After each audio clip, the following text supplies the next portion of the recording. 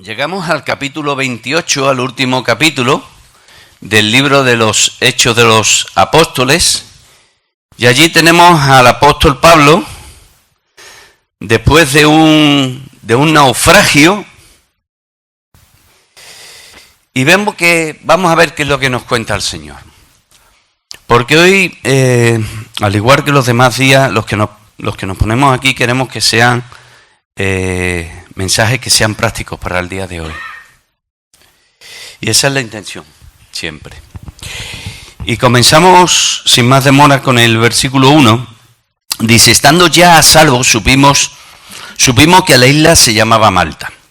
Vemos que el barco alejandrino, la nave alejandrina, donde iba no solamente Pablo, sino también sus colaboradores, entre ellos Lucas, el que escribe el libro de los Hechos, estaba acompañándolo, encallan en una isla, la cual no conocen los marineros, y viendo que se hundía el barco, pues dijeron, pues todo el mundo a nadar como pueda a la isla.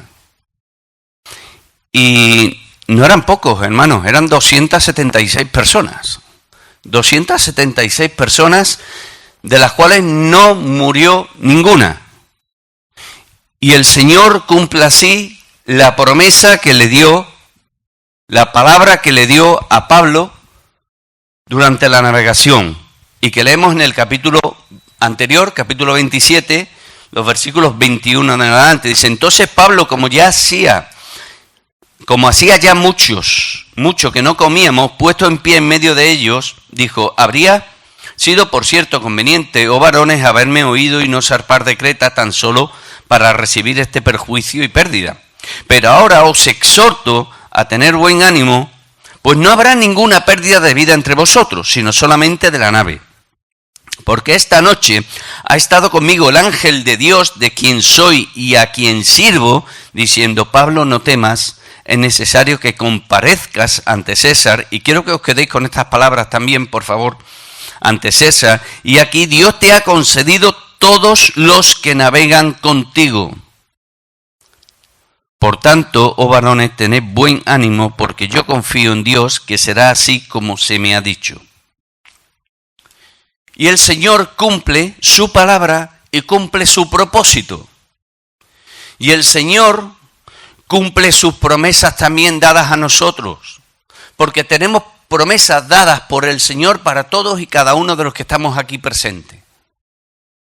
La cosa es si nos queremos hacer dueños de esas promesas. Es importante, porque Dios tiene un propósito en nuestras vidas también. Y el Señor va a cumplir su propósito. Así como cumplió su propósito con aquella nave alejandrina. Y como veremos, cumplió su propósito con Pablo. También tiene un propósito en nuestras vidas, de cada uno de nosotros, a los cuales conoce por cada uno de nuestros nombres, haciendo referencia a lo que ha dicho nuestro hermano, porque el Señor nos conoce personalmente y tiene un propósito. Y esto es importantísimo, que el único Dios verdadero de los cielos y de la tierra tenga un propósito para ti y para mí en la vida. Y nos conoce al detalle, mejor de lo que nosotros nos conocemos a nosotros mismos. Nos conoce y tiene una relación con nosotros y quiere tener una relación continua con nosotros. Y eso ya es más que motivo para alabar su nombre. Más que motivo. Dice: y los naturales nos trataron con no poca humanidad, porque encendiendo un fuego nos recibieron a todos a causa de la lluvia que caía y del frío. Fijaos cómo aquellas personas, viendo aquel barco naufragado, encallado, que se estaba partiendo de popa a proa, dice que van a la playa, hacen un fuego, a pesar de la lluvia y a pesar del frío, hacen el esfuerzo para recibir a aquellas personas. El fuego que tenían que hacer no era pequeño, porque como ya he dicho, eran 276 personas los que iban en aquella nave. Y vemos que los tratan con humanidad, con hospitalidad, los recogen, los reciben. Cuán importante es que seamos hospitalarios cuando viene alguien. Que reciban ese amor y ese calor y ese cariño nuestro. Y vamos a ver después de que esa hospitalidad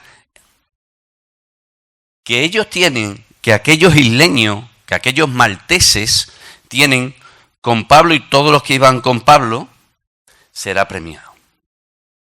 Y eso me recordaba las palabras del propio Señor Jesucristo, cuando allí en Mateo capítulo 10, versículos 40 al 42, dice: el que a vosotros recibe, a mí me recibe, y al que me recibe a mí, recibe al que me envió. El que recibe a un profeta, por cuanto es profeta, recompensa de profeta recibirá. Y el que reciba a un justo, por cuanto es justo, recompensa de justo recibirá. Y cualquiera que dé a uno de estos pequeñitos un vaso de agua fría solamente, por cuanto es discípulo de cierto os digo, que no perderá su recompensa. Y entre ellos había varios hijos del Señor, Pablo y sus colaboradores y sus hermanos. Y vemos cómo el Señor va a premiar esa hospitalidad, ese amor, ese cariño, ese calor con el que los acogieron. Sigue diciendo: entonces, habiendo recogido Pablo algunas ramas secas, las echó al fuego, y una víbora, huyendo del calor, se le prendió en la mano. Vemos que Pablo es una persona activa, es una persona diligente, es una persona que siempre está dispuesta a servir. Él no se quedó sentado en la playa, muerto de frío, mojado de haber estado metido en el mar para llegar a la playa, sino que coge y, como cualquiera de aquellos naturales de aquella isla, se levanta para avivar el fuego para los demás. Vemos una actitud constante de servicio en el apóstol Pablo, no solamente para predicar la palabra, sino para servir a los demás. Y eso me recordaba las palabras del Señor Jesucristo. Marcos capítulo 10, versículo 45, es uno de mis preferidos, os lo confieso así, y lo habéis escuchado y lo seguiréis escuchando, porque el Hijo del Hombre no vino para ser servido, sino para servir y para dar su vida en rescate por muchos. ¿Quieres ser un discípulo, hermano? ¿Un verdadero discípulo? ¿Queremos ser verdaderos discípulos del Señor? Sirvamos a los demás. Sigamos sus pisadas. Andemos por donde Él anduvo. Y hagamos como Él hizo. Servir a los demás. Además, ¿somos diligentes en ello? Pablo fue diligente. Cogió, se levantó, vio la necesidad, cogió las ramas y la echó al fuego. Y ocurre un milagro. Una víbora le muerde, se le queda prendido. Los naturales de aquella isla, versículos 4 hasta el 6, cuando los naturales vieron la víbora colgando de su mano, se decían unos a otros: ciertamente este hombre es homicida, a quien escapado del mar la justicia no deja vivir. Pensaban que estaba destinado a morir. Este ha hecho un crimen, tiene que ser gordísimo, porque para que haya salido del naufragio, que podía haber muerto en el naufragio, ahora llega a esta isla, va a coger una rama y le muerde una serpiente, de la cual es venenosa, esto es que está condenado a muerte, seguro. Que la justicia, cuando pensaban en la justicia, estaban pensando en la diosa de aquel tiempo, que era Dike, creo que se llamaba. Pero fijaos lo que ocurre. Pero él, sacudiendo la víbora en el fuego, ningún daño padeció. Lo tomó como algo natural Pablo. Ellos estaban esperando que él se hinchase o cayese muerto de repente, mas habiendo esperado mucho, cambiaron de parecer y dijeron que era un dios. Vaya, pasamos de un extremo de que es un criminal, tiene que ser este de los más malos, de los malos malísimos, a ser un dios. ¿Qué podemos aprender de aquí? Hermanos, cuidado con los prejuicios. Cuidado con juzgar y hacernos ideas de las demás personas que nos rodeen por las apariencias. Yo me pongo en el sitio de aquellos naturales de la isla y pensaría quizás lo mismo. Ostras, este viene preso, viene con los romanos, va a Roma, un naufragio, ahora una víbora que le va a morder, le muerde, este está condenado a muerte.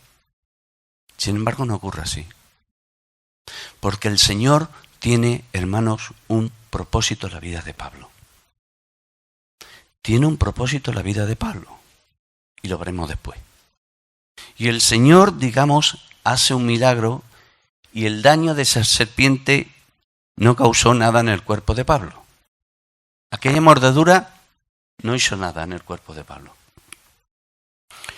Cuidado, de verdad, hermano, con las apariencias. A Pablo aquí le ocurre lo contrario de lo que pasó en Listra. Si nos vamos al capítulo 14 de Hechos, allí Pablo hace un milagro. ¿Y qué hacen los habitantes? Estos son dioses. Y vienen y quieren sacrificar animales para él. ¿Y él qué hace? Él coge, se rasga las vestiduras junto con quien le acompañaba en aquel momento. No somos dioses, somos personas normales. Esto es para la gloria del Señor. Lo toman como Dios, como un Dios. Sin embargo, vienen unos judíos, hablan en contra de Pablo y ahora los quieren apedrear. Situación totalmente contraria. De Dios a reo de muerte y aquí de reo de muerte a Dios. Cuidado, hermano, cuidado. Cuidado con ellos.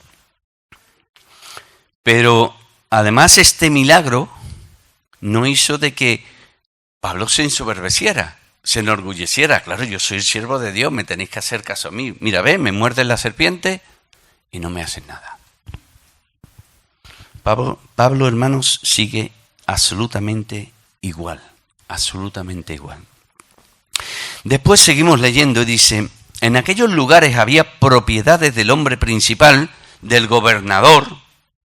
Está haciendo referencia al gobernador romano de aquella isla en aquel tiempo, en la isla de Malta, llamado Publio, quien nos recibió y hospedó solícitamente 3 días. Fijaos la actitud de este hombre. Cómo acoge a casi 300 personas en su casa o en las diferentes villas de allí para darle hospedaje, para alimentarlo, para sostenerlo. ¿Y qué ocurre? Y aconteció que el padre de Publio estaba en cama, enfermo de fiebre y de disentería.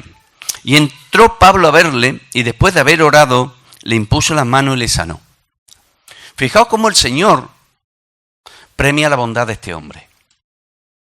Tiene al padre que está enfermo en cama, muy enfermo, y Pablo se interesa por él. Fijaos la actitud de Pablo. Pablo escucha de una necesidad, se acerca, se informa de esa necesidad, va a ver a este hombre y hay algo que es principal que hace. Y dice, y entró Pablo a verle y después de haber orado, le impuso la mano y le sanó. ¿Qué es lo que está haciendo Pablo? Pablo está buscando la voluntad del Señor. Señor, ¿puedo sanar a este hombre? ¿Y cómo lo hace? Clavándose de rodillas y orando al Señor. Y sana a este hombre. El Señor premia la bondad de este hombre hacia aquellos náufragos, y entre ellos hijos suyos, hijos del Señor. Pero no solamente premia la bondad de este hombre, sino, como he dicho antes, premia la bondad de los habitantes, de los isleños que estuvieron allí. Gracias. Porque fijaos lo que sigue diciendo. Hecho esto, también los otros que en la isla tenían enfermedades venían y eran sanados. Por la bondad de unos pocos, muchos fueron sanados.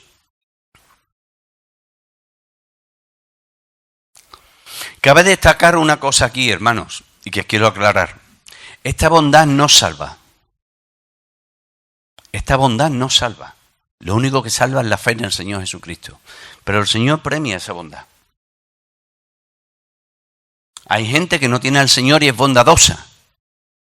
Y conocemos mucha gente, ¿verdad? Que son bondadosas. Pero esa bondad no salva. Las obras no salvan. Salva la fe, como se puede leer en Efesios 2, del 8 al 10.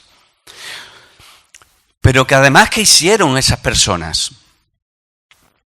los cuales también nos honraron con muchas atenciones y cuando zarpamos nos cargaron de las cosas necesarias.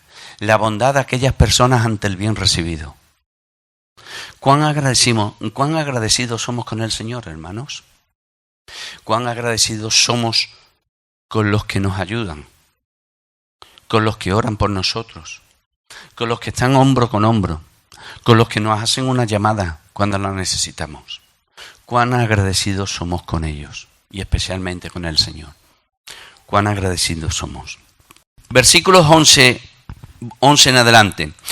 Cogen, ya ha pasado 3 meses, ya ha pasado el mal tiempo, cogen una nueva nave alejandrina y se dirigen hacia Roma por el mar. Y finalmente llegan a un puerto que se llama el puerto de Puteolis y de allí ya desembarcan para ir andando hasta Roma. Había unos 200 kilómetros aproximadamente, podría haber, ¿vale? Pero resulta curioso el versículo 14, cuando dice que después de haber llegado allí, a esta ciudad, a este puerto, dice, donde habiendo hallado hermanos, nos rogaron que nos quedásemos con ellos 7 días y luego fuimos a Roma. Tenemos a un centurión romano llamado Julio, con toda su centuria, con todos los presos, que estaría deseoso de llegar a Roma. Sin embargo, le concede a Pablo, a Lucas y a Aristarco seguramente, que se puedan quedar 7 días con los hermanos. Y paran durante 7 días allí, para que puedan estar con los hermanos. Qué buen testimonio estaría dando Pablo ante aquel centurión, para que se le pudiese conceder esto. Porque si todos y cada uno de los que estuviéramos aquí, si fuéramos el centurión, ¿qué estaríamos deseando? Llegar a Roma para soltar a todos los presos. Pero sin embargo se quedan 7 días antes de comenzar la caminata. Se lo conceden. Y vemos cómo también Pablo y sus colaboradores buscan la comunión con los hermanos. ¿Cómo la buscan? ¿Cuánto buscamos nosotros la comunión con los demás? Nos podríamos preguntar, ¿verdad? La palabra es práctica, hermanos, y hay que buscarle ese pragmatismo. Y es actual, no es una palabra antigua, como me dijeron una vez, ya obsoleta. Después de esto, llegó la noticia a Roma, como vemos en el siguiente versículo, se sobreentiende y se lee entre líneas, que llega la noticia a Roma y los hermanos en Roma, ¿qué hacen? Está aquí Pablo, el que nos escribió la carta, el apóstol del Señor. Y cogen y empiezan a andar para encontrarse con él en el camino. Y lo encuentran entre 50 y 60 kilómetros antes de llegar a Roma, lo encuentran allí, se reúnen con él, lo saludan, y esto le da mucho gozo y alegría a Pablo. Esto le trae mucho ánimo a él. Imaginaos a Pablo llegar a la capital mundial en aquel tiempo, a Roma. ¿Qué es lo que le podía esperar? ¿Cuántas cosas podrían pasarle por la cabeza? ¿Verdad? ¿Estaría solo? ¿No estaría solo? ¿Estaría con los dos colaboradores? ¿Habría hermanos allí que le recibirían, que le apoyarían? Pues aquí tiene la respuesta.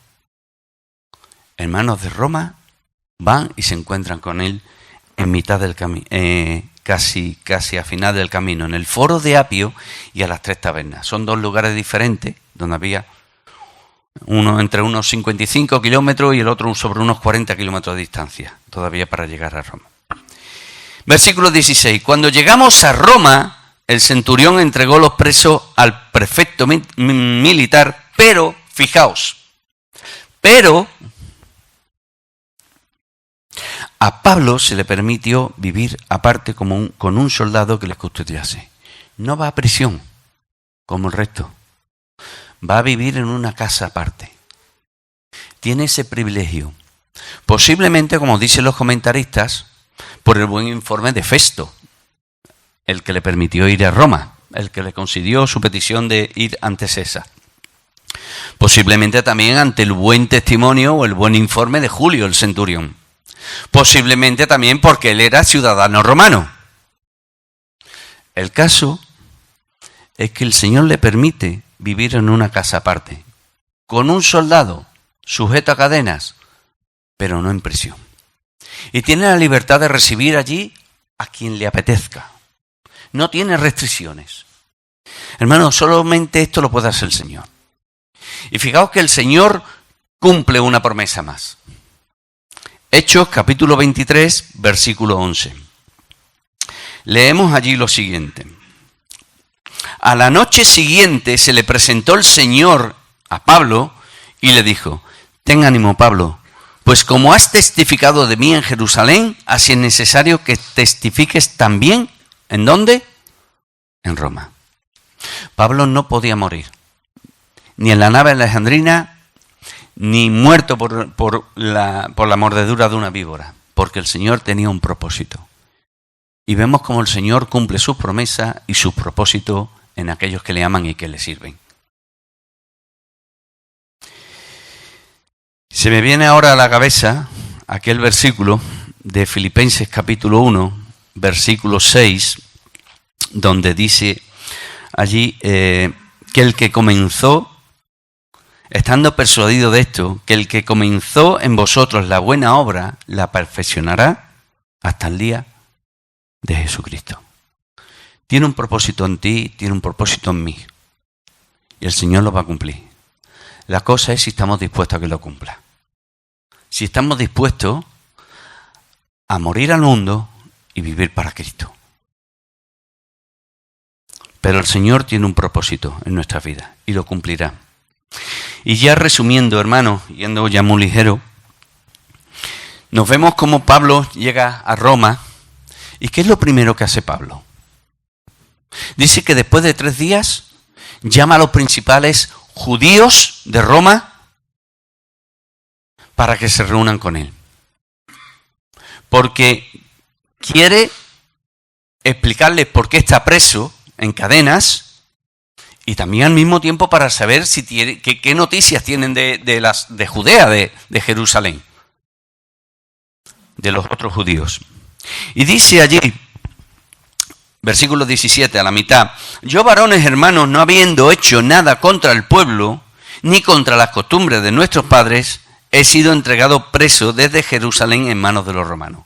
Fijaos como Pablo ya de antemano dice: hermanos, yo vivo conforme a las costumbres y conforme a la palabra de Dios, conforme a la ley.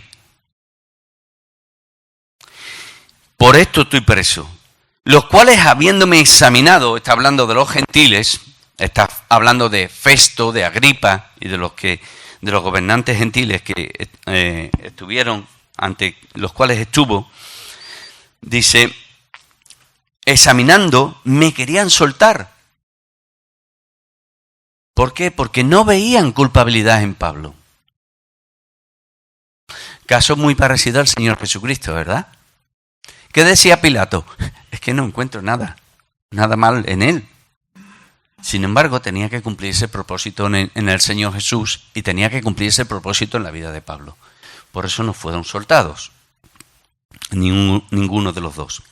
Pero oponiéndose los judíos, me vi obligado a apelar a César, no porque tenga de qué acusar a mi nación. Fijaos que Pablo no fue a César para decir, tengo de qué acusar a mis acusadores. Esa no era su intención. Su intención era defenderse, su intención era predicar el Evangelio. Así que por esta causa os he llamado para veros y hablaros, porque por la esperanza de Israel, y este es el verdadero motivo por el cual él fue preso, porque por la esperanza de Israel, dice en el versículo 20, estoy sujeto con esta cadena. ¿Y cuál es esta esperanza de Israel? Yo creo que la propia palabra se explica muy bien allá misma. Dice me gustaría que nos fuésemos al versículo, al capítulo 26, 6, ya escucho por ahí el 6. Capítulo 26, 6, donde dice allí Pablo, cuando estaba delante de Agripa: y ahora por la esperanza de la promesa que hizo Dios a nuestros padres, soy llamado a juicio. La promesa de la restauración de Israel. La promesa del reino, del Mesías. Por eso estaba preso. Que hizo Dios a nuestros padres su llamado juicio. Promesa cuyo cumplimiento esperan que han de alcanzar, ¿quiénes? Nuestras 12 tribus. Nuestras 12 tribus. Sí, Señor. Las tribus de Israel. Las 12. No solamente las 2 que estaban allí en su tierra, en Judea. No solamente Judá y Benjamín, sino las que fueron dispersas, las otras 10. Y el Señor las va a recoger. Y va a hacer que se vuelvan a Él. Y esto también en cierta forma hace referencia, y me voy a aventurar, al Valle de los Huesos Secos. Ezequiel 36 y Ezequiel 37. Cómo el Señor levanta aquellos huesos secos haciendo referencia al pueblo de Israel. Para que le sirvan, para que tengan una relación, una comunión con Él. Sirviendo constantemente a Dios de día y de noche. Por esta esperanza, oh rey Agripa, soy acusado por los judíos. Pero yo pensaba, esta promesa, esta esperanza solamente para Israel, o también para los que hemos sido injertados en el buen olivo, en el verdadero olivo. También es para nosotros, hermanos. Porque nosotros tenemos la esperanza de que un día el Señor vendrá, nos resucitará si hemos muerto, si no estamos vivos cuando Él haya venido, y nos transformará. Y esto lo podemos leer en Tito, en el libro de Tito. Hay varias citas, pero me gustaría leer Tito, capítulo 1, versículos 1 y 2. Pablo, siervo de Dios y del apóstol de Jesucristo, conforme a la fe de los escogidos de Dios y el conocimiento de la verdad que es según la piedad, en la esperanza de la vida eterna, la cual Dios, que no miente, prometió desde antes del principio de los siglos. Y esto es para nosotros. Tito, capítulo 2, versículos 11 al 14. Porque por la gracia de Dios se ha manifestado para salvación a todos los hombres, enseñándonos que renunciando a la impiedad y a los deseos mundanos vivamos en este siglo sobria, justa y piadosamente, aguardando ¿el qué? La esperanza bienaventurada en la manifestación gloriosa de nuestro gran Dios y Salvador, Jesucristo. ¿Qué es lo que nosotros debemos de aguardar? A nuestro Señor. Y capítulo 3, versículos 4 al 7. Pero cuando se manifestó la bondad de Dios, nuestro Salvador, y su amor para con los hombres, nos salvó no por obras de justicia que nosotros hubiéramos hecho, sino por su misericordia, por el lavamiento de la regeneración y por la renovación en el Espíritu Santo, el cual derramó en nosotros abundantemente por Jesucristo, nuestro Salvador, para que justificados por su gracia viniésemos a ser herederos. ¿Conforme a qué? Conforme a la esperanza de la vida eterna. Lo mismo que las 12 tribus de Israel. Somos parte del pueblo del Señor. Fuimos injertados en el buen olivo, como dice Pablo en Romanos capítulo 11, hermanos. Y por último, voy a saltar todo esto muy rápido, voy a resumir rápido lo que queda.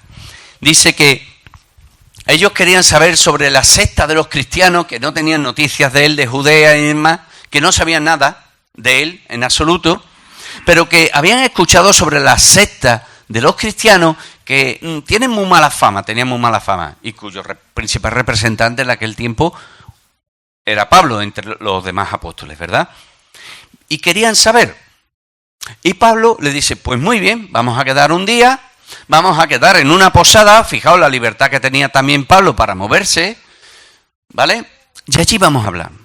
Y dice en el versículo 23, y habiéndole señalado un día, vinieron a él muchos a la posada, a los cuales les declaraba y les testificaba el reino de Dios desde la mañana hasta la tarde, persuadiéndoles acerca de Jesús, tanto por la ley de Moisés como por los profetas. Y algunos asentían a lo que se decía, pero otros no creían. Fijaos cómo el apóstol Pablo les predica de Jesucristo, les predica del reino, de lo mismo que predicaba Jesús, el reino de los cielos, que se había acercado ya a los hombres, y cómo no lo hacía en su propia fuerza, ni con sus propias palabras, sino dice que utilizaba la ley de Moisés y los profetas. Porque, hermanos, quien obra realmente en el corazón de los hombres no son nuestras palabras, es la palabra de Dios, por medio del Espíritu Santo, el cual vino para convencer al hombre de pecado, de justicia y de juicio. Y nosotros, hermanos, cuando prediquemos la palabra, cuando estemos con alguien que nos pida que le mostremos nuestra fe, debemos de hacerlo con la palabra del Señor. Por eso es necesario no solamente leer la palabra, sino estudiarla y memorizarla, para que el Espíritu Santo pueda sacar la palabra grabada en nuestros corazones a través de nuestros labios y llegar al corazón de las demás personas. Por eso es primordial, hermanos, estar llenos de la palabra. Dijo el apóstol Pablo, que la palabra de Cristo more abundantemente en vuestros corazones. Por eso podríamos preguntarnos una vez más, un domingo más, ¿de qué estás llenando tu corazón? ¿De qué estoy llenando mi corazón, hermano? Versículos 30 y 31, el pueblo, versículos 25 al 29, Pablo cita Isaías, capítulo 6, versículos 9 y 10, como hizo el Señor Jesucristo, diciendo de que oirán, pero no entenderán, verán, tienen ojo, pero no verán, para que se conviertan después. Finalmente les está diciendo, no queréis oír. Como no queréis oír la palabra del Señor, como no queréis escuchar el mensaje de Dios, me voy a los gentiles, los cuales sí oirán.